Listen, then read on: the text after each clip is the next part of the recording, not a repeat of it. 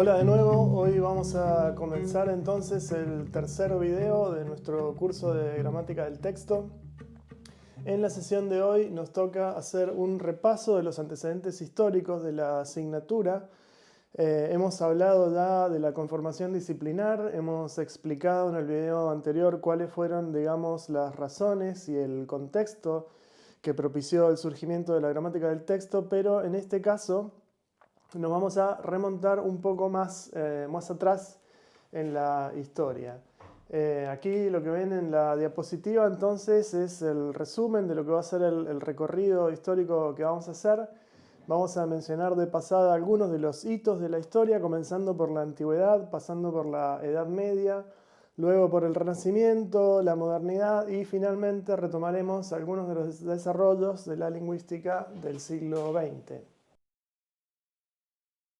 Sin dudas, el primer hito en la historia de las ciencias del lenguaje en su totalidad es la obra del gramático Panini. Panini era un indio que vivió entre los años 520 y 460 a.C. En realidad, Panini es solamente el exponente o el heredero de una larga tradición de gramáticos que él menciona, que él cita en su obra. Lo que nos llega de su trabajo es una gramática del sánscrito, que se puede decir es ya una obra de lingüística moderna. Va a pasar mucho tiempo antes de que la lingüística descubra la obra de Panini y es entonces que se puede decir que comienza realmente la lingüística como una empresa, como una ciencia moderna.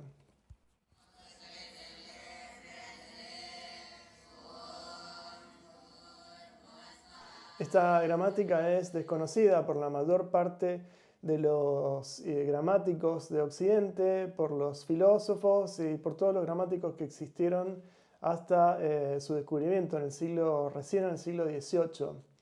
Realmente se puede considerar como una obra contemporánea la gramática del sánscrito de Panini por su grado de precisión, de concisión y de cientificidad. Es un análisis que está completamente ligado de la escritura, cosa que no se puede decir del resto de las tradiciones occidentales. Es una de las grandes debilidades de la traducción occidental. Tardó mucho tiempo la lingüística en desligarse de la escritura. En la obra de Panini, por ejemplo, se habla de fonología, lo cual es ya un hecho de gran modernidad. Se explica cómo es la forma de creación de los sonidos, cómo son los puntos de articulación de los fonemas, y se utiliza toda una terminología que es ya propia de la lingüística moderna. A nosotros, en tanto gramática del texto, nos interesa en particular un aspecto, una idea, que es la idea de la proposición que encontramos en esta gramática.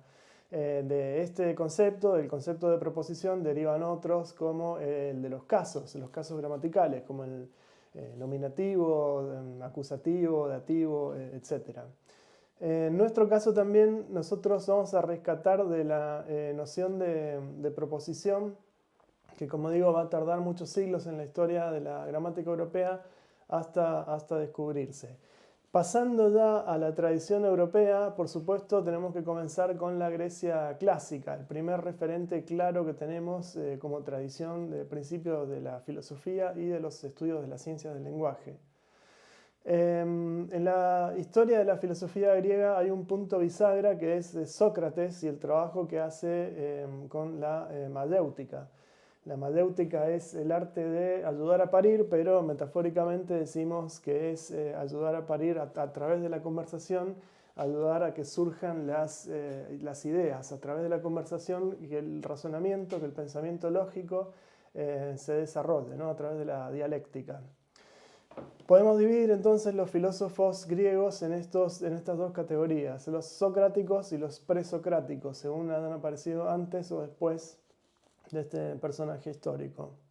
Entre los presocráticos advertimos ya el nacimiento de un debate que va a ocupar la mayor parte de la atención de la historia de la lingüística, que es el debate entre los analogistas y los anomalistas.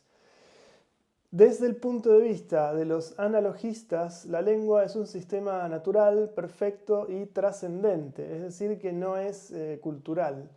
En cambio, los anomalistas centraron la atención en los detalles que muestran que la lengua no es perfecta ni regular, sino todo lo contrario. Está plagada de anomalías, nos dicen, de caprichos, de arbitrariedades, de irregularidades, que hacen suponer que podría tratarse simplemente de un fenómeno cultural y por tanto, si es un fenómeno cultural, entonces está completamente atado a las convenciones culturales de cada época y de cada pueblo.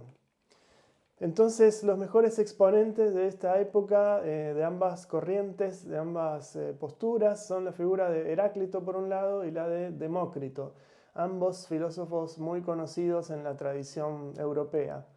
Heráclito es conocido como el filósofo del cambio permanente, nos dice que todo cambia, que todo está en permanente cambio, en permanente flujo. Lo único que permanece es el cambio, nos dice. En la naturaleza, en el mundo en general, pero justamente eso que permanece es un orden, es la razón. Él habla de la razón, del logos. Esa razón o pensamiento no es un pensamiento individual o humano, es un pensamiento trascendente. Los lingüistas ven aquí ya la esencia de la idea del orden del sistema de la lengua, ¿no? Podemos interpretar la lengua.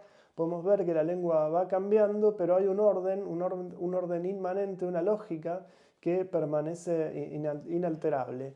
Y ese orden, nos dice Heráclito, no es cultural. Eso no es un invento de nadie, es esa sistematicidad que vemos en la lengua, es algo trascendente en el sentido de que es parte de lo mismo que está hecho el universo, digamos. De la figura de Sócrates nosotros tenemos solo testimonios, principalmente a través de la obra de Platón, de los diálogos de Platón. Por supuesto, nadie supone que el Sócrates que aparece en los diálogos platónicos sea un fiel reflejo de la realidad. Aquí Sócrates es más bien utilizado como un portavoz, sobre todo en la parte más tardía de la obra de Platón, un portavoz de sus propias ideas, de las ideas de Platón. En tanto lingüistas y especialistas en gramática del texto, lo que nos interesa sobre todo de Platón es un trabajo en particular que es el cratilo. Aquí Platón nos ofrece una síntesis del estado de la cuestión, del estado del debate sobre las ciencias del lenguaje, de estas dos posiciones, de los anomalistas y los analogistas. Cratilo, el personaje que aparece en la obra, era el antiguo mentor de Platón, que es dejado de lado cuando Platón descubre a Sócrates en su juventud. Cratilo tenía una posición más cercana a la de Heráclito en este debate. Entonces este es un diálogo entre Sócrates y Cratilo. En el libro vemos que el debate no queda zanjado, no hay una solución, pero la posición que uno puede derivar de Platón a partir de ese libro es que el sistema de la lengua no puede ser de una naturaleza trascendente o divina justamente por estas imperfecciones que todos comentan, ya que si fuera de naturaleza divina, entonces no existirían, no observaríamos en la lengua casos como la homonimia o la polisemia, ni esta idea de la mutabilidad del significante o el cambio lingüístico en general. El siguiente hito o punto importante que nos interesa en la historia de esta parte, de la parte de los griegos, es la figura de Aristóteles. En Aristóteles tenemos ya claramente la idea de la proposición, una idea central, podemos decir el ladrillo de nuestra asignatura. La idea de proposición que no es analizada en Cratilo. En el Cratilo no se debe explicar explícitamente este concepto. Se habla de categorías, que serían las partes de la proposición, pero no se llega a discutir la idea de la proposición en sí. Recordemos, la proposición o afirmación es lo único que puede ser verdadero o falso, ¿no? Una categoría sería una parte de la proposición, en tanto sería un argumento. Podemos hablar en términos modernos de la lingüística de la cláusula, una estructura predicativa, una estructura predicado-argumento. En el Cratilo se discuten esas partes, por ejemplo, la idea del nombre, pero no la construcción predicativa, que sí aparece con total nitidez ya en la obra de Aristóteles. No solamente nos habla de eso Aristóteles, nos habla también de la lógica, es decir, de cómo se construyen los razonamientos, los silogismos, cómo son las construcciones argumentativas. Y de Aristóteles nos interesa en particular un trabajo que es la retórica. En la retórica, en ese libro que se puede leer hoy en día, es perfectamente vigente aún, tenemos ya bastante bien definido cuál es nuestra asignatura. Aquí el objetivo ulterior de la retórica es el estudio de cómo perfeccionar o cómo ser más efectivo en la comunicación. No es ese el único propósito de la gramática del texto. Nosotros tenemos un punto de vista más descriptivo y más científico, pero el grado de coincidencia con la retórica de Aristóteles es muy grande. También hay que decir que en Aristóteles tenemos ya una explicación muy afinada del sistema de los marcadores discursivos de una lengua, tema que está muy de moda en la lingüística contemporánea y que nosotros vamos a abordar también en esta asignatura. Con posterioridad a Aristóteles hay dos grandes tradiciones relevantes para la lingüística en la Grecia clásica. La primera es un movimiento cultural muy amplio que trasciende, por supuesto, la lingüística y trasciende incluso a los griegos, ya que se importa posteriormente en el mundo romano, en el mundo latino. Este primer movimiento es el de los estoicos, un movimiento que incluye muchos temas, mucha gente, una larga tradición, pero en lo que respecta al estudio del lenguaje se puede considerar que son anomalistas, es decir, que no ven en el lenguaje la regularidad o la perfección que se podría atribuir a la obra de una divinidad. El lenguaje no es sistemático, nos dicen. Más que el lenguaje, nos dicen que lo que tendríamos que hacer es hablar de un corpus, es decir, un conjunto de textos o un conjunto de enunciados particulares. La misma idea de las leyes del lenguaje, dicen, son abstracciones que no tienen una realidad en sí misma, una realidad ontológica. Otro movimiento griego posterior se presenta en Alejandría, ciudad que está en el actual Egipto. Los alejandrinos nos dejan una contribución muy importante a la historia de la lingüística. Ellos toman y desarrollan el trabajo lingüístico de los estoicos y podemos decir que aquí es donde ya comienza a existir la gramática como disciplina, es decir, la llamada gramática tradicional que perdura hasta el día de hoy en el sistema educativo, ya que el sistema educativo no se rige por la lingüística moderna, sino por esta gramática normativa, esta gramática de los alejandrinos, que es una gramática, podemos decir hoy, muy sometida a la lengua escrita. Es una gramática normativa que no comprendió la evolución del lenguaje, pero sí al menos la observó el cambio lingüístico. Lo que pasa es que lo interpretó como una forma de corrupción de la lengua. Esto quiere decir que atribuyeron al griego antiguo, al griego de los textos antiguos, el estatus de la lengua correcta, la lengua que es la que hay que imitar. Se crea así esta idea de una norma culta que es distinta al habla contemporánea, en particular a la lengua oral, la lengua cotidiana, la lengua de la calle, que es vista como una forma de corrupción. A nosotros en particular, desde el punto de vista de la gramática del texto, lo que nos interesa de los alejandrinos es, entre otras cosas, el descubrimiento de la deixis, en particular el descubrimiento y el estudio de las relaciones anafóricas, las relaciones de correferencia anafórica, pero por supuesto la gramática del texto no comparte con esta posición, esta noción prescriptivista o normativa. Por supuesto, los alejandrinos están del lado de los analogistas en esta discusión. Toman de los estoicos todos sus estudios previos, los estudios gramaticales, pero adoptan una posición opuesta, resaltando la sistematicidad y la regularidad del lenguaje. Posteriormente, los romanos heredan de los griegos todo este conocimiento gramatical, pero realmente no se puede decir que hayan hecho grandes contribuciones al estudio de la gramática, grandes novedades. Más bien la contribución que hacen es la de difundir a través del Imperio Romano esta forma de hacer gramática, esta forma de entender la gramática, disciplina que ellos imitaron, adoptaron y también adaptaron a la descripción gramatical del latín, su propia lengua.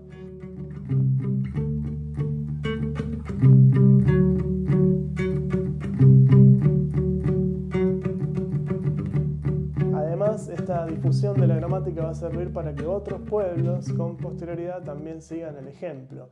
Se produce así entonces un efecto de exportación, en primer lugar, desde el Imperio Romano a Armenia, y luego de Armenia pasa al mundo árabe a través del Levante, a través de los distintos países que hoy conforman el mundo árabe. Por ejemplo, Siria, el Líbano, Irak y todos esos países van absorbiendo la cultura gramatical, la forma de escribir una gramática, según el modelo de los alejandrinos.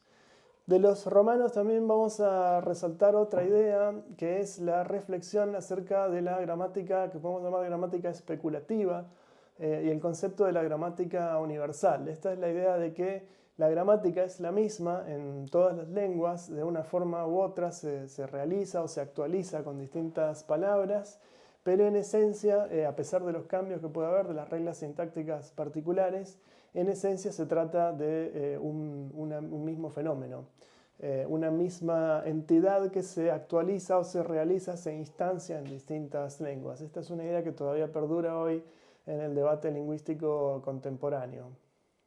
De la Edad Media vamos a decir más bien poco. En la Edad Media y en el Renacimiento lo que sucede más bien es que con la caída del Imperio Romano se produce un largo periodo de oscuridad en Europa.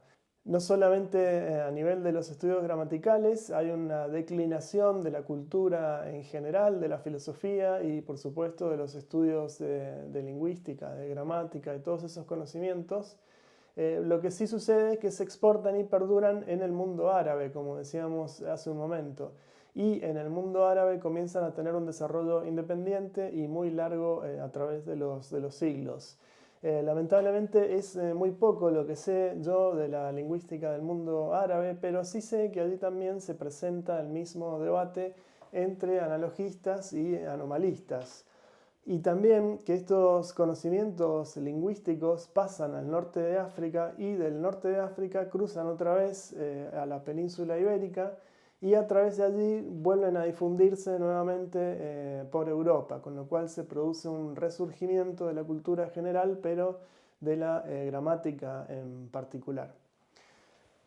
Al inicio de esta época tenemos que rescatar la figura de San Agustín y una idea central, como decía, tomada de los romanos, la idea de la gramática especulativa, la idea de que la gramática es el reflejo de la realidad subyacente a los fenómenos del mundo físico. Esta es una idea que también existía en el pensamiento de Heráclito, lo comenté hace un momento, que nos decía que si conocemos la estructura del lenguaje, vamos a conocer cómo es la estructura del pensamiento y entonces vamos a conocer cómo es la estructura del mundo.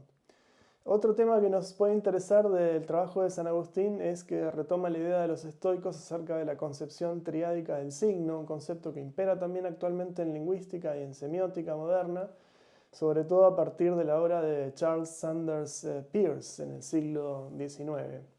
Yo de esta época querría destacar también de la Edad Media como interés para la gramática del texto, un tema que surge aquí y que todavía seguimos estudiando, que es el tema de la modalización. En particular hay un filósofo que es Pedro Abelardo, uno de los que comienza a desarrollar este tema, que había sido iniciado ya, por cierto, por Aristóteles también, y que nosotros vamos a abordar en esta asignatura un poco más adelante. Avanzando en el tiempo, con la llegada del Renacimiento, podemos hablar aquí de un punto bisagra que es la invención de la imprenta, un hecho material que tiene la función que produce una aceleración de la dinámica cultural y también hace que las llamadas lenguas vernáculas, es decir, las lenguas que derivan del latín, en el caso europeo, las lenguas romances, lenguas que son producto de la evolución del latín en los distintos países, digamos que cambia el estatus, cambia el significado para los pueblos que las hablan. Se puede decir que se produce una institucionalización de la gramática y una asociación entre el conocimiento gramatical y el poder centralizado, es decir, el poder del Estado-nación moderno que está surgiendo en esta época, ya en los primeros años de la modernidad. Un caso patente es el de Francia, donde se impone una lengua, o mejor dicho, una variedad o un dialecto, se impone desde un poder centralizado en detrimento de las otras lenguas que se hablaban en el país. Lo mismo sucede en el caso de España y en otros países. Una lengua queda asociada a un poder central y ese poder la impulsa y la legaliza, digamos, le da un estatus y una valoración, ¿no?, por cada lengua. Forma parte, se da en cuenta el poder centralizado se da cuenta de que la lengua forma parte de la identidad y es de un poder político fundamental. Entrada ya a la modernidad, entonces, creo que aquí una de las naciones que más contribuyen es Alemania, país que se está formando también como Estado-nación moderno, está en pleno proceso de unificación. En el ámbito en particular de la lingüística hay que destacar la figura de Wilhelm von Humboldt, a quien se lo asocia normalmente con el romanticismo, este movimiento artístico y cultural que arraigó tan fuertemente en ese país en particular. A von Humboldt se lo considera una figura importante en la historia de la lingüística. Es uno de los autores que más se asocia con la idea del relativismo lingüístico. Esta es la idea de que cada lengua, la lengua de cada pueblo, define la identidad y tiene un efecto muy poderoso sobre la mentalidad, la percepción de la realidad y la experiencia de vida, lo que llama él la Weltanschauung, el punto de vista o el mundo, el punto de vista del mundo que tienen los hablantes. La lengua, nos dice von Humboldt, tiene el poder de compartimentalizar el mundo, es decir, que tiene un efecto poderoso en la percepción. Nos ayuda a recortar el mundo de distintas maneras. Esto sería lo que explica la existencia de un fenómeno como el anisomorfismo lingüístico, es decir, el hecho de que las lenguas nunca son perfectamente traducibles unas a otras. Por ejemplo, las lenguas tienen distintas maneras de clasificar los colores, las partes del cuerpo o los diferentes objetos en general, como las frutas, las verduras. No es posible traducir una lengua a otra palabra por palabra. Entonces esto le lleva a von Humboldt a pensar que cada lengua imprime una visión del mundo al hablante.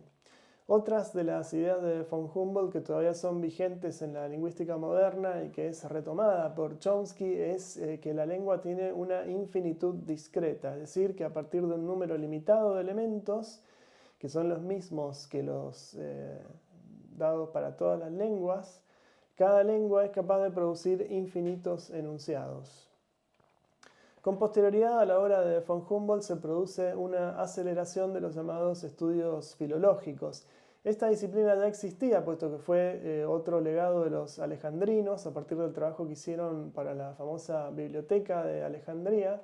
La gramática del texto tiene mucho en común con la filología porque es su objeto de estudio el texto. Sin embargo, muchos lingüistas se declararon abiertamente en contra de la filología y la consideraron una disciplina superada porque la filología se aviene muy servilmente con el texto escrito, cuando la lingüística moderna trasciende la escritura. Pero el siglo XVIII es una etapa muy importante en la lingüística por el llamado comparatismo. El comparatismo comienza oficialmente con la obra de Sir William Jones, que es el primero en darse cuenta que existe un parentesco entre el sánscrito y las lenguas europeas, por lo que concibe la idea de una lengua anterior a partir de la cual todas son herederas o son vástagos. Esta es la nación del indoeuropeo, una lengua de la que solo nos llegan residuos o restos a partir de las lenguas posteriores. Es también, por supuesto, la época en la que se produce el descubrimiento de la obra de Panini. Es también el comparatismo, este punto de la lingüística en que la filología deja de ser lo que es y se convierte en la lingüística moderna. De hecho, se produce una abierta confrontación entre los lingüistas más jóvenes, que ya se consideran científicos, que se identifican con el punto de vista del positivismo científico que está surgiendo en este momento. La historia continúa con la lingüística moderna, por supuesto con la figura de Ferdinand de Saussure y el estructuralismo lingüístico. La gramática del texto hereda muchos conceptos del estructuralismo, como esta ambición de poder buscar el principio organizador de los textos, de las partes, poder identificar los elementos, poder identificar las relaciones entre estos elementos, cuáles son las, digamos, estructuras subyacentes a los textos. Esto, podemos decir, está plenamente en el espíritu de la gramática del texto, así como el punto de vista descriptivo por oposición al punto de vista normativo. La gramática del texto también hereda del estructuralismo la decisión de ignorar la distinción entre lengua escrita y lengua oral. hemos dicho que nosotros podríamos hacer una descripción también de la lengua oral, de la conversación, que es decir que lo relevante para la gramática del texto no es la escritura, no es el texto en tanto texto escrito, sino que va más allá de esa distinción. Lo que le interesa a la gramática del texto es la lengua en uso o la comunicación. Habría que agregar también como otra herencia del estructuralismo en la gramática del texto el interés por los datos, es decir, este empirismo o acercamiento a los datos que se parece también al espíritu positivista que ya existía en la sociología de esa época. Hay que recordar que dentro de la sociología existía también un movimiento estructuralista, representado principalmente por la obra de Emil Durkheim, a quien de Saussure ya había estudiado. El estructuralismo europeo se separa de lo que se considera el estructuralismo norteamericano. En el estructuralismo norteamericano hay varias figuras muy interesantes, entre ellas hay que resaltar una muy importante que es la obra de Leonard Bloomfield, que tiene un libro que se llama Language de 1933, que todavía sigue siendo una lectura fundamental para formarse en lingüística. Otra figura también importante de esta tradición que hay que resaltar es la de Selig Harris, que es uno de los padres de la lingüística computacional, de la lingüística de corpus, del análisis del discurso. Harris se puede decir que es el primer lingüista que da el salto, que va más allá del límite de la oración, el que se da cuenta que es el texto lo que debe ser el verdadero objeto de estudio de la lingüística. A estos estructuralistas norteamericanos también se los denomina distribucionalistas por la importancia que atribuyen al trabajo con corpus. Probablemente el trabajo con corpus sea consecuencia del hecho de haberse interesado por las lenguas amerindias, que eran ágrafas, no tenían escritura. Entonces esto les obligaba a recopilar corpus, a hacer transcripción de la lengua oral y por tanto trabajar a partir de ahí, es decir, una metodología eminentemente empírica. Naturalmente hay que mencionar también en esta tradición a uno de los discípulos de Harris, que es Noam Chomsky. Curiosamente, el trabajo de este último es completamente distinto al de Harris, en el sentido de que nos propone una vuelta a una gramática especulativa, una vuelta a la idea de la gramática universal, una vuelta a la introspección como método de trabajo, es decir, al darle la espalda a los datos, al corpus, en declarar un anti-empirismo y en estipular que la gramática es o debe ser una ciencia formal, es decir, no empírica, una ciencia formal como la lógica o la matemática. Es decir, que existe algo así como una gramática formal. A pesar de las posibles diferencias que pueda tener la gramática del texto con el generativismo, que es la escuela de pensamiento fundada por Chomsky, también podemos decir que la gramática del texto se nutre de muchas de sus ideas y mucha de su terminología. Hay muchos conceptos que nosotros seguimos utilizando, sobre todo en la primera parte de la historia de esta disciplina. Se nota la influencia de Chomsky en los primeros años, por ejemplo, en el desarrollo de la gramática entendida no como la descripción de una lengua, sino más bien como un algoritmo explicativo, un sistema de reglas que es capaz de decidir mecánicamente si un conjunto de proposiciones, una secuencia de proposiciones, conforman o no un texto. Digamos que este es un tipo de pensamiento donde se nota claramente la influencia de este autor. En el sentido de que, así como Chomsky propone una gramática de la oración, nosotros podríamos desarrollar una gramática del texto que pueda distinguir entre un texto y un no texto.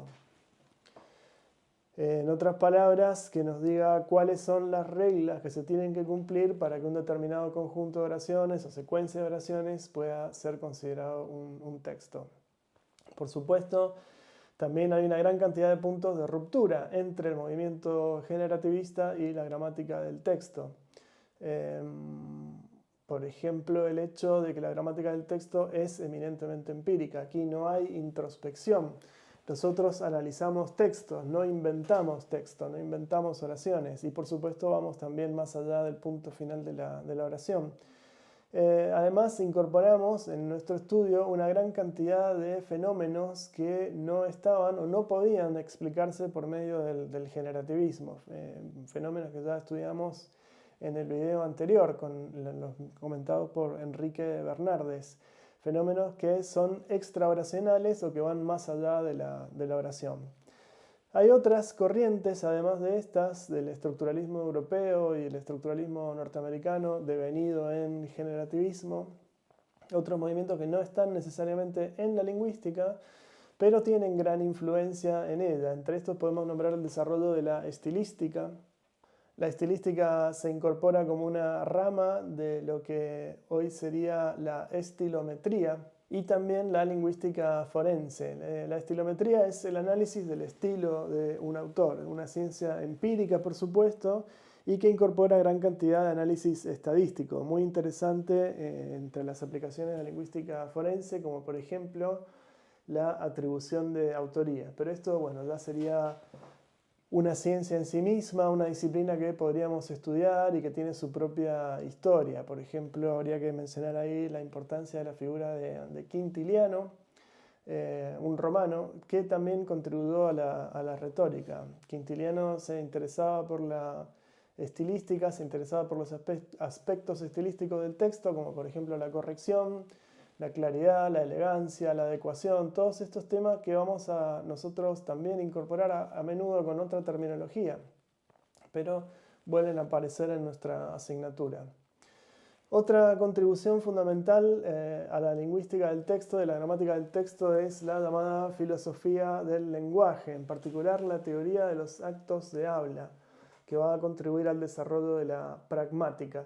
La pragmática inicialmente era una rama de la semiótica, pero hoy en día se considera una subdisciplina lingüística, puesto que la mayor parte de la gente que trabaja en esta rama son de formación lingüística.